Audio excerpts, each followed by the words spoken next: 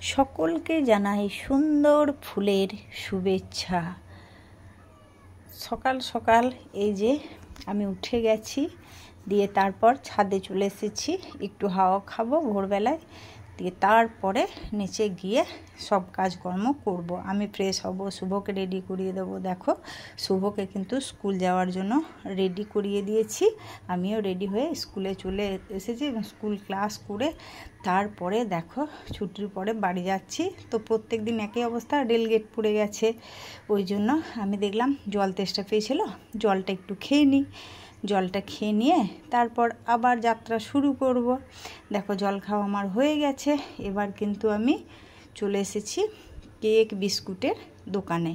এখানে আমি কেক এবং বিস্কুট নিয়ে নেব, তারপরে চলে যাব পেট্রোল পাম্পে। এই যে পেট্রোল পাম্পেও কিন্তু তেল ভরে নেব, তারপরে আরও বাকি কাজ আছে সেগুলো করব। দেখো এবার আমি চলে এসেছি কিন্তু মিষ্টির দোকানে।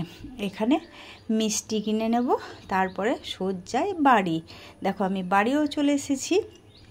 এই যে এবার ফ্রেশ হব, তারপর শুরু করে দেব ভাত খেতে। দেখো ফ্রেশ হয়ে বসে গেছি আমি ভাতের থালায়। দেখো ভাত আছে, লেবু লবণ, আজকে যেহেতু নিরামিষ, কাঁচা কলাইয়ের ডাল, সজনে শাক, উচ্ছে ভাজা, পটল ভাজা, আর একটা আছে মিক্সি সবজি, কাঁঠালের বীজ, কুমড়ো, আলু ডাঁটা দিয়ে সবজি। চলো ভাত খেয়ে এবার আমি ঘুমাবো।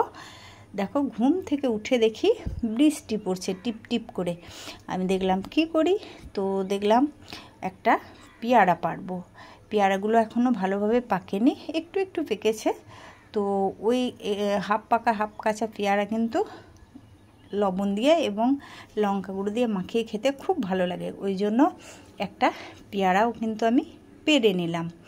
এবার পেয়ারাটাকে ভালোভাবে ধুয়ে তারপরে আমি এটাকে কুচি কুচি করে দেখো কেটে নিয়েছি।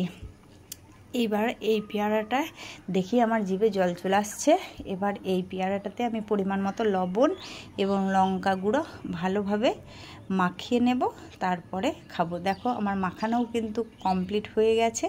এবার আমি খেতেও বসে গেছি। পেয়ারা মাখা দারুণ সুন্দর হয়েছে, টেস্টি খেতে, একদম দারুণ ঝাল ঝাল নুন নুন। কে কে খাবে তোমরা চলে এসো, চলো আমি খাই।